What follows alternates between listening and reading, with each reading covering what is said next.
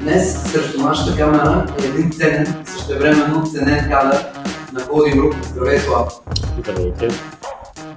Кога за първи път се срещна с темата недвижими имоти?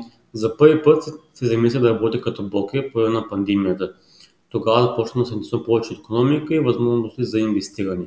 Точно по това време човек от нашия екип ми предложи работа като брокер на недвижими имоти.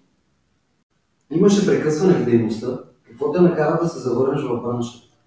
Прекъснах, тъй като по това време се наложи да се концентрирам върху моето образование в медицинско колеж Варна, а в нашата работа е нужно да съм 100% фокусиран.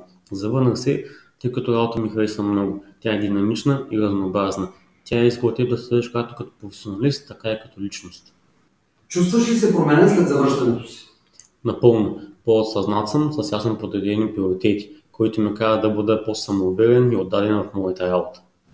Защо избрах Holding Group? Избрах екипа, идеята и целите на компанията. Работя с един екип мечта, с който заедно учим и се развиваме. Сигурен съм, че ако някой беше работил с нас, няма да избере друга фирма. Какви са конкурентните предимства на компанията? Силен, сплотен, подкрепящ се екип от професионалисти, воден от лидери с богат опит и добър подход към развитието на компанията. Какво можеш ти да дадеш и предложиш на своите клиенти?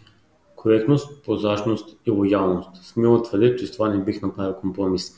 Не бих си позволил да подведа някого с цел да направя сделка. За мен е много важно клиента да ме запомни с добро и с доверие. Може ли млад човек на 21-2 години да бъде успешен в професията консултант-брокер на недвижими имоти? С амбиция, постоянство, усилия и дисциплина всичко е възможно. Трябва непрестанно да се учиш от по-опитните брокери и да прилагаш техните опит, знания и съвети. Занаят не се учи, занаят се краде.